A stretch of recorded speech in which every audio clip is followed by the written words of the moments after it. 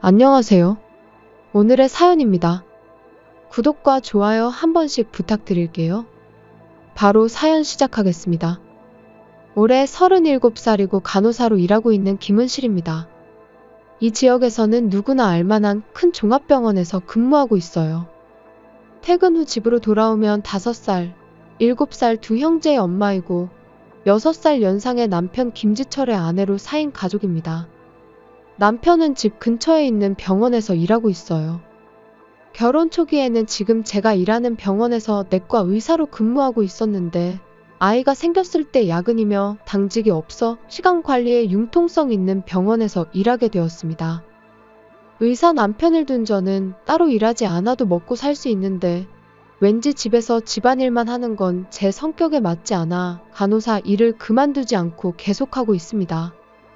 물론 육아도 하며 일까지 하는 건 눈코 뜰 새 없이 바쁜 일이긴 합니다. 아침 일찍 일어나 아이들 아침을 챙겨 먹이고 간단히 집안일을 하고 출근하는 길에 아이들을 유치원에 데려다 주고 있습니다. 너무 바쁘지도 않고 적당히 바쁜 게 제 성격에는 딱 알맞아요. 한편 남편은 9시까지 병원에 출근하기만 하면 되기 때문에 8시쯤까지 자고 있습니다. 그래서 남편이 일어났을 때는 아이도 저도 없어요. 천천히 출근해 진찰을 끝내고 뒷정리 등을 하고 9시쯤 귀가하는데 그 시간이면 아이들의 저녁과 목욕, 장난감 정리 등을 끝내고 잠자리에 들어갈 때쯤이라 하루의 피로가 절정인 시간입니다. 그래도 남편 저녁 준비나 설거지 등 제가 아내로서 해야 할 일은 문제없이 하고 있어서 집안일을 돕지 않는 남편에게 딱히 불만은 없습니다. 오히려 집안일이 서투른 남편이 괜히 집안일을 했다가 나중에 다시 제가 마무리해야 하는 상황이 생기면 오히려 더 힘들 테니 부탁할 생각조차 안 했어요. 여보, 항상 고마워. 오늘도 밥 맛있네. 남편은 항상 이렇게 저에게 감사의 표시를 해주는데 이런 말들이 저를 기쁘게 합니다.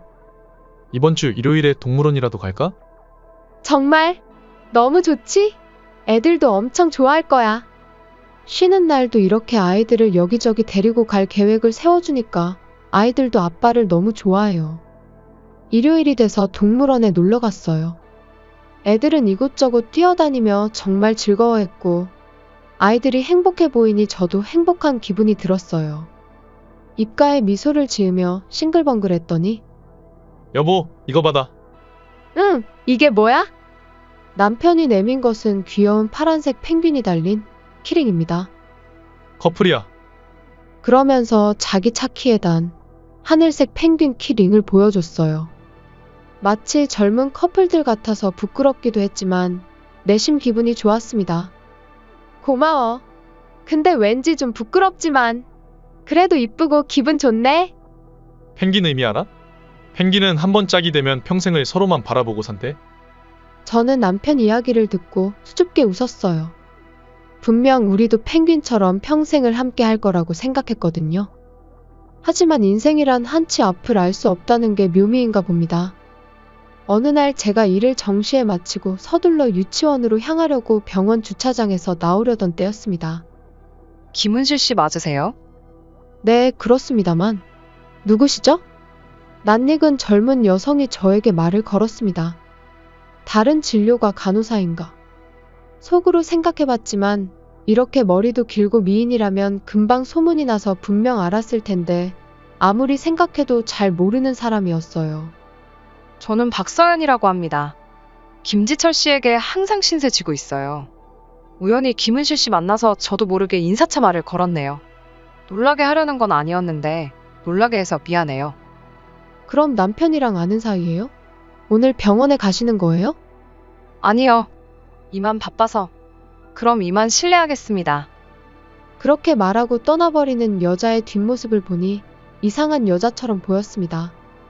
병원 뒤편에 있는 직원 전용 주차장에서 우연히 저를 발견해서 인사를 한다는 게 뭔가 앞뒤가 안 맞는 말 같았어요.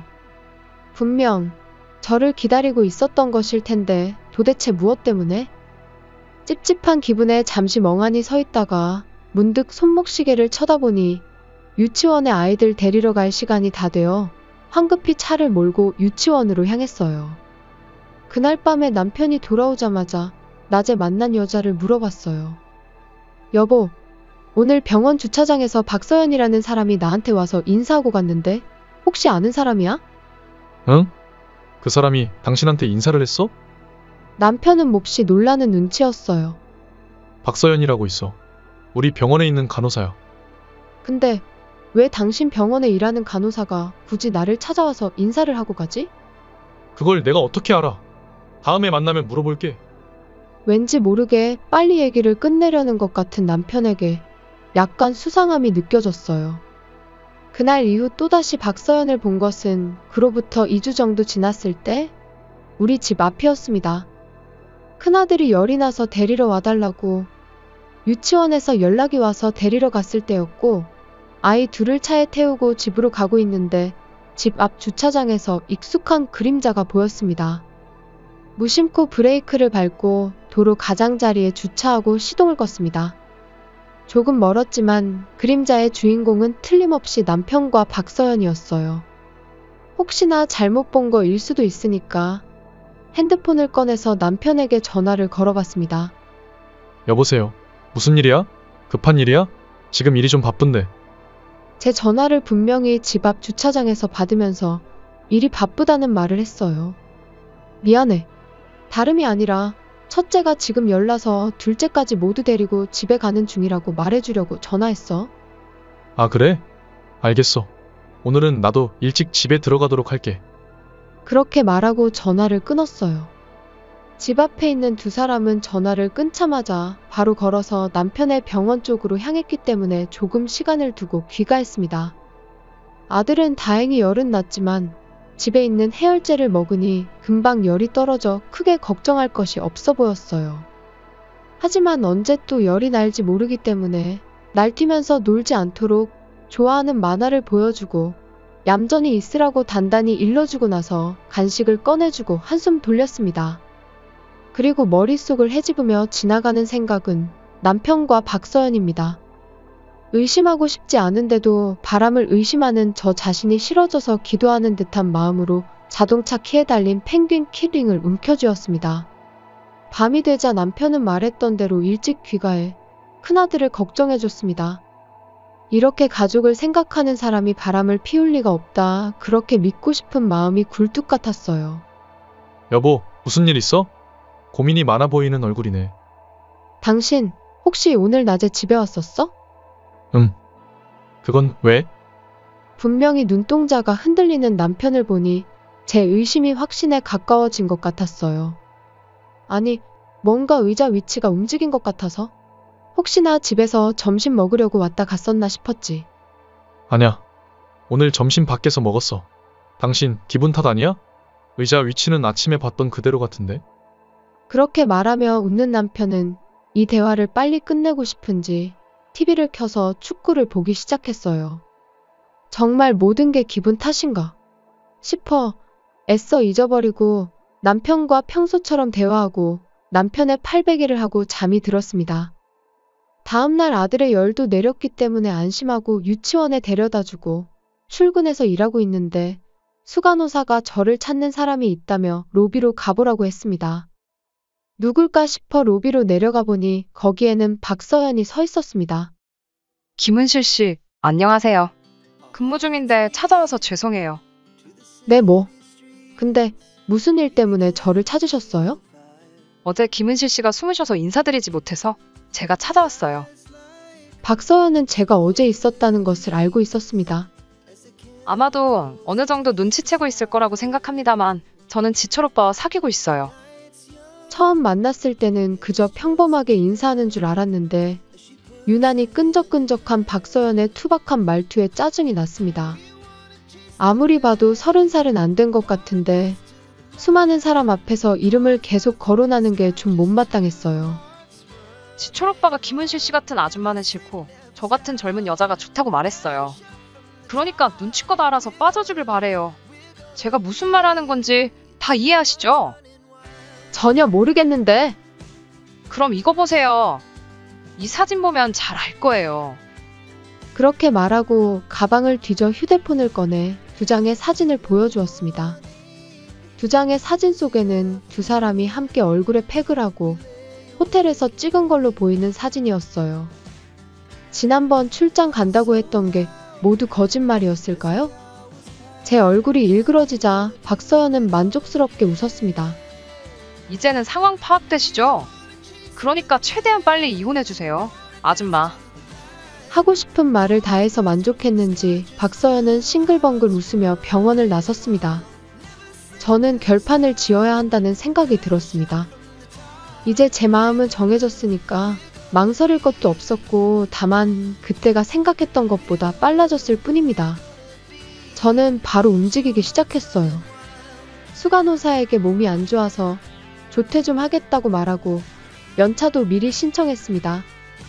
감기도 잘 안 걸리는 건강한 저를 수간호사는 고개를 갸웃거리며 바라봤지만 정말 아픈 척 연기를 하고 서둘러 병원을 나왔습니다. 그리고 모든 계획을 정리하고 결전의 날인 다음 날이 되어 남편이 일하는 병원으로 향했습니다. 남편이 일하는 병원의 대표원장은 제 아버지입니다. 그래서 곧장 대표원장실로 향했어요. 제가 책상에 늘어놓은 사진들과 서류를 바라보시곤 아버지는 팔짱을 끼고 알 수 없는 얼굴을 하고 있었어요. 사실 저는 주차장에서 처음 박서연을 만난 날 제가 생각하고 있는 게 제발 아니길 빌며 확신하기 위해 흥신소에 조사를 부탁했었습니다. 다행히 비상금이 있었기 때문에 무리 없이 진행됐어요. 어떤 결과가 나오더라도 가족의 행복을 위한 투자라고 생각해 1개월 정도 조사를 의뢰했습니다. 그러던 중 갑자기 박서연이 로비에 나타나는 바람에 어제 황급히 이주분의 증거를 받으러 가게 되었지만 결과는 참담했습니다. 바로 얼마 전 출장에도 둘이 함께 갔고 한 방에서 밤을 보냈다는 것을 알게 되었어요. 평소에도 오전 진료가 끝나고 오후 진료까지 휴식 시간 동안 남들의 시선을 피해 둘이서 은밀하게 데이트도 즐긴 것 같아요. 아버지는 뭐라고 말할 수 없는 씁쓸한 표정을 지었지만 마음먹은 듯 고개를 들었습니다. 딸, 너는 어떻게 하고 싶어? 애들도 있으니까 잘 생각하고 대답해라. 아빠, 저 이혼할래요. 아버지께는 미안하지만 제 마음은 이미 정해져 있었어요. 망설임 없이 답하는 저에게 아버지는 한숨을 쉬며 잠시 기다리라고 말씀하셨고 박내선 전화로 남편을 호출했습니다. 잠시 후 아무것도 모르고 일을 끝내자마자 원장실로 들어온 남편은 저를 발견하고 미소를 지었습니다.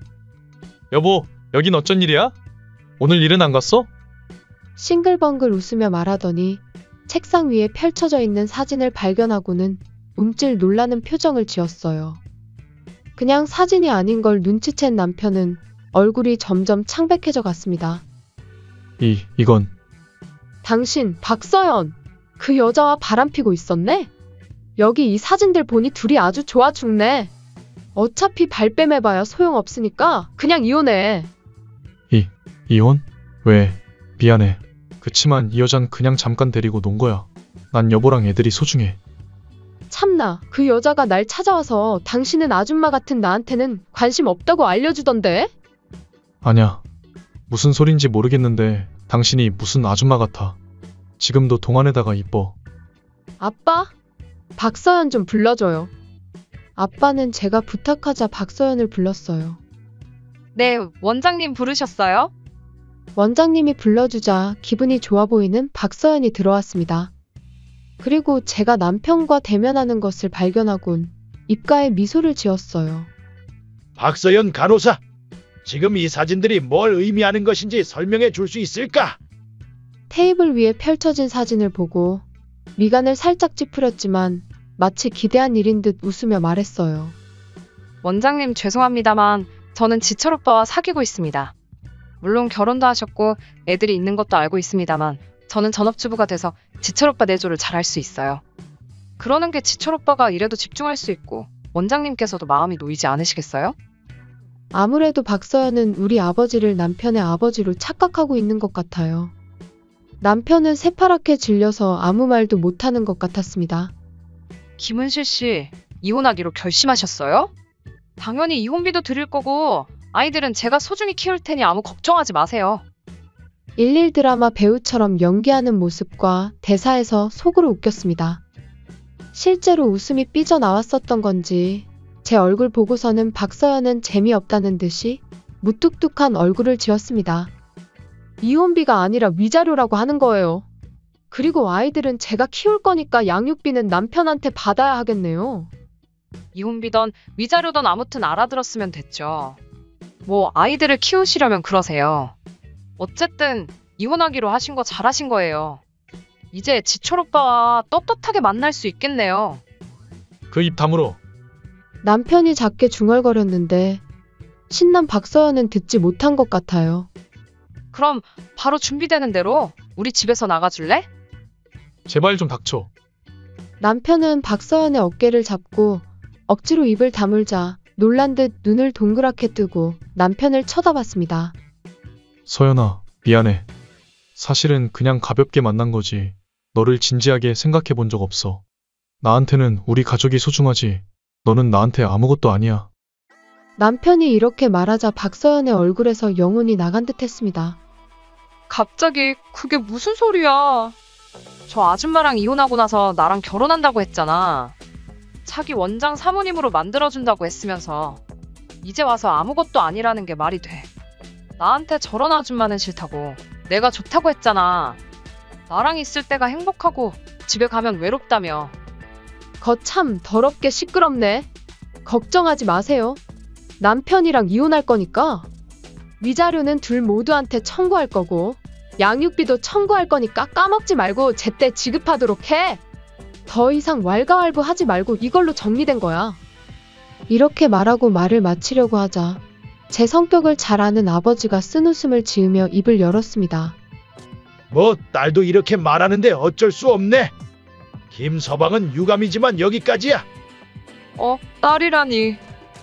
이쪽이 내 딸이고 지철이는 내 사위지. 나중에 병원 물려줄 때까진 안 들키게 생활하자고 했는데 오해만 사게 됐네. 일단 살던 집은 내가 해준 거니까 김서방은 짐 정리되는 대로 나가주게. 네? 그럼 부자지간 아니었어요? 그럼 병원은 누가 물려받아요? 그 아파트도 지철 오빠밖에 아니었어요? 박서연은 혼자서 패닉 상태에 빠졌습니다. 여보, 내가 정말 죽을 죄를 졌어. 제발 용서해줘. 갑자기 남편이 저에게 무릎 꿇고 바지가랑이를 붙잡았어요. 정말 맹세코 심심해서 잠깐 만나 본 거지 다른 뜻은 없었어. 내가 어떻게 하면 용서가 될까? 여보가 하라는 대로 다 할 테니까 제발 한 번만 나에게 기회를 줄 수 없어? 제발 부탁이야. 필사적으로 고개를 숙이고 용서를 비는 건 자신이 나락으로 떨어질 것 같은 위기에 처해 어쩔 수 없이 하는 행동이었을 겁니다. 하지만 아무리 애원한다고 해도 용서할 수 없었어요. 제게는 남편을 용서할 수 없는 이유가 바람 말고도 또 이유가 있었습니다. 정말 뻔뻔하네. 당신 이거 알지? 저는 자동차 키를 꺼내 파란색 펭귄 키링을 보여줬어요. 그러자 남편의 얼굴이 사색이 되는 게 확실히 찔리는 듯 했습니다. 어제 병원에 박서연이 찾아와 핸드폰을 꺼낼 때 가방 안을 뒤적일 때 깨달은 것이 있었습니다. 당신이 사줬던 이 펭귄 키링을 저 여자도 달고 있더라? 펭귄은 한 번 짝이면 평생을 함께 한다며? 근데 나한테는 파란색을 주고 당신이랑 저 여자는 똑같이 하늘색을 달고 있네? 당신이 사준 거 맞지? 맞아. 남편은 자포자기했는지 고개를 숙이고 자신이 사준 게 맞다고 인정했어요. 그러니까 나한테 용서를 구해도 안 돼. 나한테는 파란색을 주고 너희 둘이 하늘색으로 커플을 한다는 건 마음이 이미 그쪽으로 갔다는 거 아니겠어? 절대 용서할 수 없으니까 더 이상 구질구질하게 굴지 말고 우리 그만하자. 안 돼, 여보. 제발. 김서방, 딸이 내가 할 말까지 다 한 것 같으니 더 이상 말은 안 하겠네만 정말 같은 남자로서 이건 아니지 않나? 병원 내에서 가정 있는 사람과 바람을 피우고 문란하게 한 것에 대해 둘 다 마땅히 처분을 내릴 거니까 그렇게 알게. 죄송합니다, 장인어른. 제발 병원에선 계속 근무하도록 해주세요. 이제 장인이라고 부르지 말게. 오늘은 더 근무하지 말고 둘 다 돌아가서 나오라 할 때까지 출근하지 말도록 하게. 잠깐만, 지철 오빠. 여기 아니어도 병원 많잖아. 다른 데서 일하면 되지 않아? 여기보다 더 큰 데도 많으니까 다른 곳에서 나랑 다시 시작하자. 넌 좀 빠져. 그냥 좀 닥치고 있어줘. 제발. 나는 우리 가족과 헤어질 생각 없어. 진짜 너무하네. 오빠, 날 속였네. 추하게 말다툼을 하는 두 사람을 아버지는 밖으로 내쫓았습니다. 남편은 끝까지 소중한 것은 지금의 가족뿐이라고 했는데 그럼 왜 그런 짓을 했을까요? 저는 우리 집으로 돌아가고 싶지 않아 아버지에게 부탁하여 당분간 친정집에서 살기로 했습니다. 친정에 도착하자마자 안심했는지 초저녁에 쓰러지듯 잠들어 버렸습니다. 눈을 뜨니 아직 깜깜해서 깜짝 놀랐지만 시계를 보니 자정을 가리키고 있어서 제가 상당히 피곤했던 것을 깨달았어요. 일어나서 습관처럼 핸드폰을 켜봤더니 남편에게 부재중 전화와 메시지가 한가득 와 있었습니다. 목소리는 듣고 싶지 않아 카톡을 읽어보니 그저 사과와 변명의 반복이었어요. 몇 개 읽어보니 결국엔 본인은 반성하고 있으니까 아버지 병원에서 계속 근무할 수 있게 부탁한다는 문장이 있었어요. 뭐 속마음은 이걸 원했던 것 같아 헛웃음이 나왔습니다. 화가 나고 한심해서 펭귄 키링을 힘껏 찢어 휴지통에 버렸어요. 그러자 지금까지 아무 일도 없었는데 갑자기 한없이 슬퍼지며 눈물이 쏟아졌고 한밤중인데도 저는 목청껏 울었습니다. 제 울음소리를 들었는지 자고 있었을 어머니가 놀라서 저를 보러 오셔서 밤새 제 곁에서 함께 있어 주셨어요. 진실로 하나 된 가족은 정말 따뜻해요. 이런 가족을 꼭 만들겠다고 마음먹으니 흐르던 눈물이 멈췄습니다. 다음날 아침에 눈을 뜨니 뭔가 후련하고 아주 개운했어요.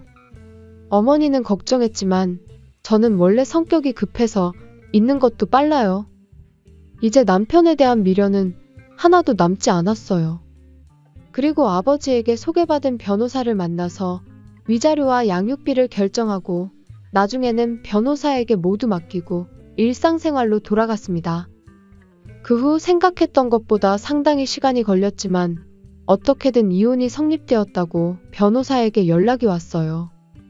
남편은 재판에도 승산이 없다는 것을 변호사에게 설득당해서 합의에 응했다고 합니다. 그리고 이혼이 성립함과 동시에 박서연과 박서연의 부모님이 전 남편에게 들이닥쳐 결혼을 강요했고 전 남편은 거절하지 못할 상황까지 이르러서 결국 재혼했다고 합니다. 재혼에서는 박서연이 기대했던 것보다 무능력한 전 남편과 재산에 속았다며 둘은 하루가 멀다 하고 부부싸움을 한다고 하네요. 그리고 아버지는 지역에서 터줏대감으로 워낙에 마당발이라 전 남편의 소문은 순식간에 퍼져서 어느 곳도 채용하려 하지 않는다고 합니다. 지금은 모든 걸 훌훌 털어버리려고 3명이 함께 살 집을 알아보고 다니고 있어요. 그리고 사랑은 사랑으로 있는다고 누구 좋은 사람 없을까 하고 부모님과 이야기해보니 성질도 급하다고 한 소리 듣기도 했네요. 제 성격이 워낙 급하니 어쩌겠어요. 하지만 저는 아이들과 저 자신이 행복을 계속 누릴 수 있도록 쭉 노력하려고 합니다. 끝까지 시청해주셔서 감사합니다. 그럼 다음 영상에서 다시 뵙겠습니다. 안녕하세요. 오늘의 사연입니다. 구독과 좋아요 한 번씩 부탁드릴게요. 바로 사연 시작하겠습니다. 저는 올해 33살이 된 여성입니다. 제가 100% 실제로 겪은 일을 이야기하고 싶어요. 3남매 중 유일하게 여자로 태어난 저는 아버지의 보살핌을 받으며 자랐습니다. 아버지는 제가 결혼하는 걸 반대하셨어요. 하지만 저는 아버지의 반대를 뿌리치고 30대에 접어들 때 지금의 남편과 결혼했습니다. 통곡하는 아버지와 웃는 어머니의 배웅을 받아 시댁이 있는 제주도로 이사했습니다. 아버지께서 결혼을 반대하신 이유는 시부모님과의 동거와 시아버지의 병간호였어요. 어머니는 무슨 일이 있어도 제가 원하는 선택을 하고 후회 없이 살라고 말씀해 주셨어요. 하지만 아버지는 시어머니와 남편을 달가워하지 않았어요. 그래도 저는 남편을 좋아했고 남편도 당시에는 저에게 잘해줬기 때문에 부모님을 설득하여 끝내는 결혼했습니다. 그렇지만 남편은 결혼 초기에만 잘해주다가 점점 그런 모습이 없어졌어요. 우스갯소리로 하는 잡은 물고기에는 밥을 안 준다고 하는 그런 느낌이었어요. 시댁의 힘의 균형은 시아버지보다는 시어머니와 남편의 힘이 셌어요. 시아버지는 몇 년 전에 실명 진단을 받아 지금까지 계속 집에서만 생활하고 있다고 했습니다. 원래는 가정부와 간병도우미를 고용했었는데 저와 결혼하자마자 시어머니와 남편이 인건비로 나가는 돈이 아깝다며 마음대로 쫓아냈습니다. 적어도 옛날부터 있던 남자 간병도우미 한 명은 내보내지 말라는 시아버지의 부탁이 있었고, 제가 시아버지는 남자이기 때문에 목욕할 때나 용변을 볼 땐 남편에게 케어해달라고 부탁하자 간병을 하고 싶지 않았던 남편은 그 도우미를 계속 고용하는 것을 허락했습니다. 이 남성은 실명하기 전부터 시댁에서 일했던 사람입니다.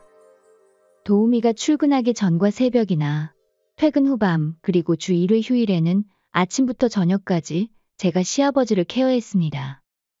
남편과 시어머니는 집에 있는 저를 마치 도우미처럼 대하기 시작했습니다. 집에 있다고 해도 저는 재택근무를 할 뿐이지 회사에 속해 있는 직장인과 마찬가지입니다. 한가한 것이 절대 아닙니다. 하지만 이런 걸 말해도 돌아오는 말은 충격이었어요.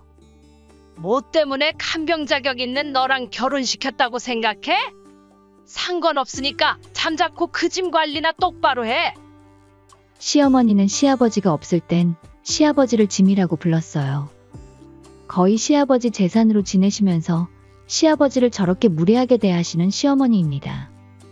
남편도 마찬가지로 아버지인 시아버지에게 빨리 사라져야 유산을 받을 수 있을 텐데 라며 입에 담지 못할 말까지 하고 있습니다.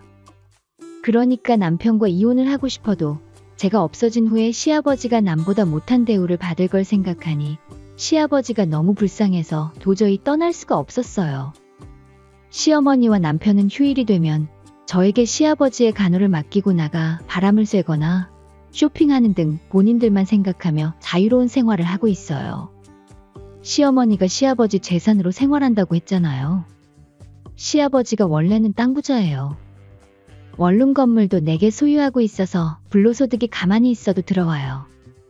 관리는 관리해주는 업체에 위탁해서 모두 운영하고 있으므로 달마다 운영비만 제가 지급하고 있었습니다. 근데 그 돈을 시어머니와 남편이 몰래 통장에서 꺼내서 마음대로 쓰고 있어요. 이 일을 차마 못 본 척 할 순 없어서 시아버지에게 말씀드렸어요. 정말이야? 마누라랑 아들이 나를 돈줄로만 생각하고 있나 보네. 시집와서 줄곧 간호를 부탁하게 돼서 정말 미안해. 아버님, 저는 괜찮아요. 미안해하지 않으셔도 돼요. 제가 이 일을 좋아해서 자격증도 취득했던 거라 저는 걱정 안 하셔도 돼요. 그리고 지금 하는 일은 재택근무이고 아버님을 도와드리는 것은 문제 없어요. 정말로 시아버지를 케어하는 것은 힘들지 않았습니다. 제가 문제로 생각하는 것은 집안일은 손도 안 대면서 그러면서 일도 하지 않고 잘난 척은 엄청 하는 시어머니와 남편이었어요. 아무것도 하지 않고 한량처럼 지내는 두 사람에 대한 불만이 점점 커졌습니다. 그러던 어느 날 느닷없이 시어머니와 남편은 하와이에 놀러 갔다 오겠다고 말했습니다. 2에서 3주 정도 집에 없을 거야. 우리 없다고 할 일 미루지 말고 사고 치지 말고 쓸데없는 짓 같은 건 하지 마. 네? 그렇게 오래나요? 너는 간호해야 해서 두고 가는 거니까 본분을 망각하지 말고 간호나 똑바로 하고 있어. 이것 때문에 일주일 전부터 기분도 좋아 보이고 들뜬 모습으로 짐을 싸고 있었구나 하고 이해가 됐습니다. 남편과 시어머니가 집을 나가셔서 제가 한숨 좀 돌리자 시아버지가 두 눈을 번쩍 뜨고 혼자서 정장으로 갈아입기 시작했어요. 마치 심청의 아버지가 눈을 떴을 때를 직접 보는 기분이었어요. 정말 갑작스레 기적처럼 두 눈을 뜨시니 어안이 벙벙하고 너무 놀랐습니다. 정장 차림으로 제 앞으로 오시는데 아무리 생각해도 저를 똑바로 바라보시는 것 같았고 전혀 앞을 못 보시는 것으로 안 보였어요. 자, 며느라 나와 함께 가자. 네? 아버님, 눈이 보이세요? 아니, 거의 안 보여. 실명은 완치되는 게 아니니까. 그러면서 시아버지는 이곳으로 가달라고 제게 명함 한 장을 줬습니다. 그리고 3주가 지나서 아무것도 모른 채 즐겁게 놀다 돌아온 남편과 시어머니입니다. 아이고, 너무 재밌었는데 더 놀지 못하는 게 너무 아쉬워. 눈 깜짝할 사이에 다시 현실로 돌아와 버렸네. 또 그 짐짝 같은 인간 또 봐야 하다니 한숨이 절로 나오네. 에휴. 엄마 괌도 좋다는데 다음에는 괌에 놀러 가요. 돌아오자마자 저와 시아버지에 대한 푸념을 늘어놨어요. 두 사람이 집으로 돌아온 뒤 10분 정도가 지나자 인터폰이 울렸고 제가 인터폰을 받았습니다. 그리고 현관으로 나가보니 정장 차림의 남자가 한 분 계셨어요. 시어머니와 남편은 둘이서 미간을 찌푸리며 쳐다봤습니다. 이 사람 어디서 본 것 같은데 누구더라? 맞다. 이분 아빠 변호사잖아. 근데 여긴 무슨 일로 오신 거지? 두 사람이 신기해하고 있을 때 시아버지가 안방에서 직접 걸어서 거실로 나왔습니다. 그리고 변호사에게 의자에 앉으라고 하고 시아버지는 스스로 의자를 가져와 자리 잡고 앉으셨어요. 너희 둘 여기에 앉거라. 며느리도 여기 와서 옆에 앉아. 무슨 상황인지 모르는 두 사람은 시아버지가 시키는 대로 변호사의 얼굴을 마주보며 맞은편에 조용히 앉았습니다. 시아버지가 불러서 저도 옆에 앉았어요. 오늘 이 자리를 마련한 데는 세 가지 이유가 있다. 하나는 네 녀석 바람이야. 그러면서 시아버지는 주머니에서 봉투 한 장을 꺼냈습니다. 거기에는 남편과 시어머니 그리고 처음 보는 여성까지 3명의 사진에 찍혀 있습니다. 그 화목한 사진은 분명히 예사롭지 않은 관계가 아니라는 것이 느껴졌어요. 아버님, 이 사진 뭐예요? 그리고 이 여자는 누구예요? 제 말에 남편과 시어머니는 입을 다물고 있었어요. 게다가 봉투에서 나온 많은 사진에는 남편이 여자 허리에 손을 두르기도 하고 팔짱도 끼고 있는 다정해 보이는 사진이 여럿 있었고, 그리고 호텔 앞으로 보이는 사진들도 몇 장 있었어요. 옷을 보면 같은 날에 찍은 게 아니었고 여러 장소에서 찍힌 것으로 보였어요. 네가 며느리랑 결혼하고 나서 바람 피운 거 다 알아. 이번 하와이도 사실 둘이서 간 게 아니라 셋이서 놀러 갔다 온 거지. 이렇게 증거가 다 있는데 지금 와서 발뺌 같은 거 하지 말고 순순히 인정하지. 네? 그게 다 무슨 말이에요? 남편은 안 들킬 수 있다고 생각했었던 걸까요? 사실 저는 눈치채지 못하고 있었어요. 눈치채고 뭐고 간에 일과 집안일 그리고 간호하느라 바빠서 그런 것까지 생각할 여유가 없었어요. 그리고 나갈 때는 항상 시어머니와 같이 외출하니까 둘이 볼일 보러 나가나 보다 하고 생각할 뿐이었지 다른 건 상상하지 못했어요. 모른 척해도 다 알고 있다니까. 지금이라도 며느리한테 뭐 할 말 없어. 남편은 빨개진 얼굴로 저를 힐끗 쳐다봤습니다. 남편과 눈이 마주친 그때 시어머니가 입을 열었어요. 다 들켰다면 어쩔 수 없지. 그래. 며느리는 그냥 간병인이나 똑같아. 지금 참하고 괜찮은 며느리감이 있어서 새로 며느리를 받을까 싶어 만나고 있는 거지. 요새 흔하잖아. 내연녀? 시어머니가 웃으면서 이야기하기 시작했어요. 여보, 지금 어머님이 말하는 게 사실이야? 제가 남편에게 직접 물었더니 시선을 회피하며 말했어요. 그게 맞아. 남편은 말끝을 흐릴 뿐 스스로 어떤 설명을 하려고 하지는 않았어요. 아니야. 사진 속 장소는 최근에 빌린 거야. 아들이랑 그 아이가 둘이서 오붓하게 지내는 동안 나 혼자 호텔에서 지내고 있었지. 부부의 시간이 일절 없는 며느리보다 그 아이가 아들과 부부로는 더 잘 맞는 게 아닐까? 시어머니께서 말하기를 그들의 관계는 이미 1년은 계속됐다고 합니다.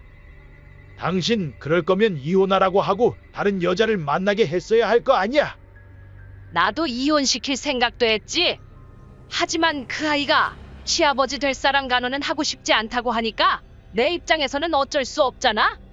그리고 2년 정도만 있으면 당신 기력도 쇠해져서 시설에 들어가서 생활해야 할 텐데 그냥 그때까지 기다리는 게 낫다고 생각했지.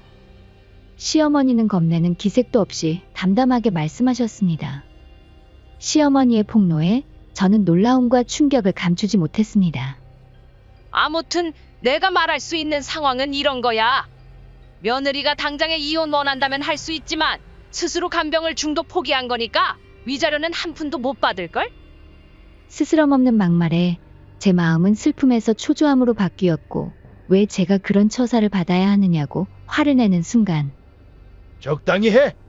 가만히 듣고 있으니까 뚫린 입이라고 마음대로 말하는 거야. 며느리 인생은 함부로 대해도 된다고 생각하는 거야. 시아버지는 박차고 일어나서 두 사람을 향해 고함을 질렀어요. 남편과 시어머니는 아연실색했지만 곧 입을 열었어요. 당신도 거짓말하고 있던 거 아니야? 지금 당신을 봐봐. 사실 눈이 보이는 거잖아. 아니면 어떻게 안방에서 혼자 걸어 나와서 의자까지 빼앉을 수가 있겠어? 맞아, 맞아. 아빠가 우리한테 거짓말을 하고 있었네. 틀림없어.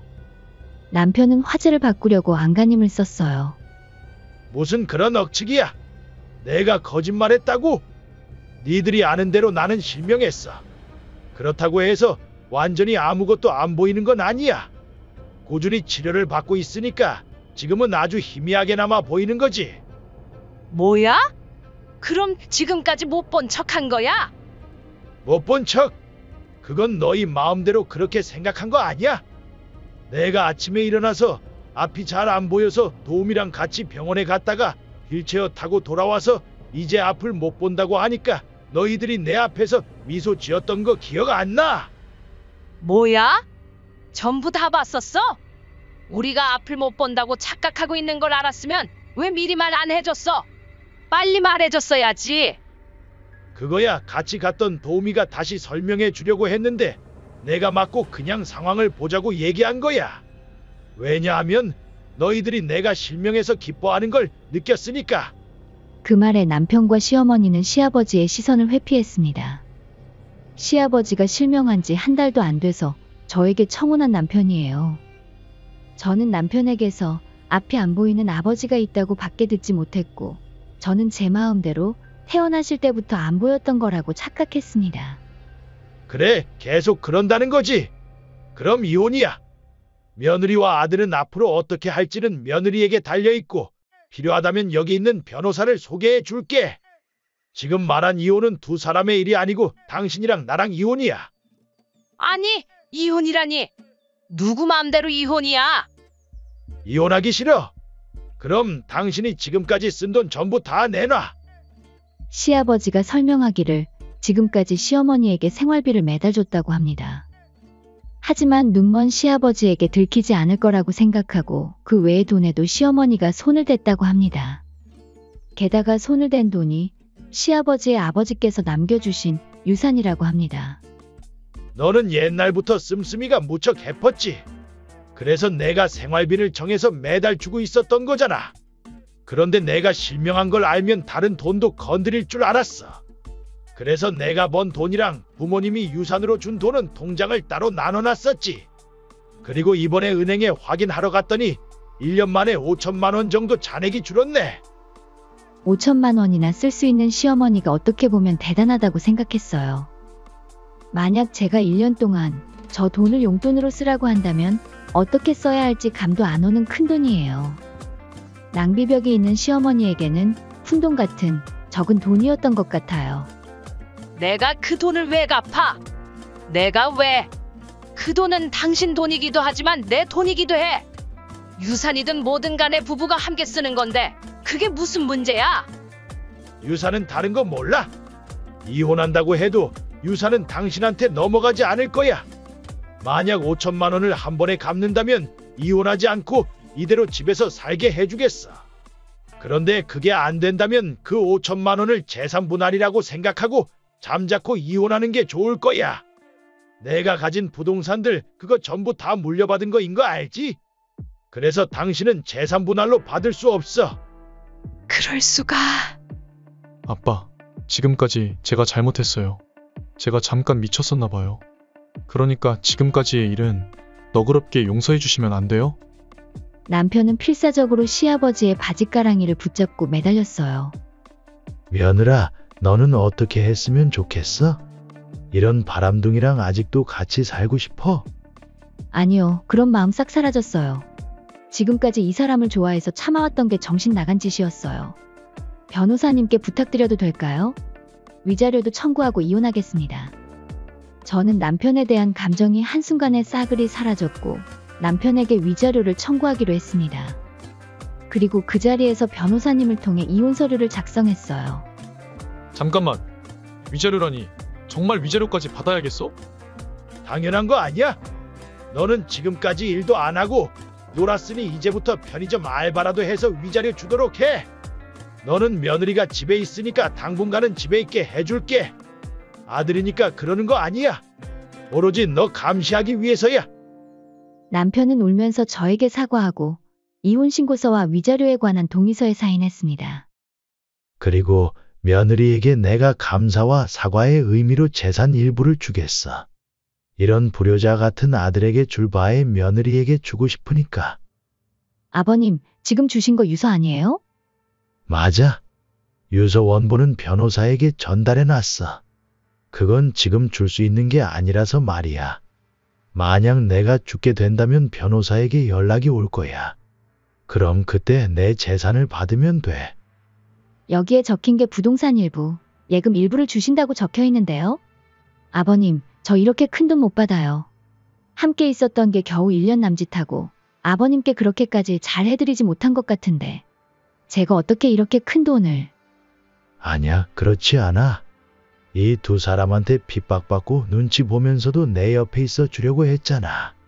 그것만으로도 충분히 받을 자격이 있어. 당신, 잠깐만. 왜 이 애한테 재산을 주는 거야? 내가 훨씬 오랫동안 함께 살았잖아. 그 입 다물지 못해. 그동안 당신이 나한테 해준 게 뭐 있어? 결혼할 때부터 집안일은 모두 가정부에게 맡기고 아들을 어렸을 때 봤던 건 나랑 가정부들이야. 그동안 네가 바람 피운 것도 아들 때문에 지금까지 참고 가만히 있었는데 아들까지 너처럼 똑같이 살게 하다니 정말 쪽팔리지도 않아? 네? 아빠, 그게 무슨 말이에요? 엄마는 아빠가 바람 피우고 엄마가 혼자 키웠다고 했는데 지금 제가 모르는 게 있는 거예요? 시어머니는 식은땀을 흘리며 시선을 어디에 둬야 할지 몰라 하고 있어요. 뭘 그런 걸 물어? 아빠를 믿어? 누가 봐도 시어머니가 거짓말을 하는 게 확실했어요.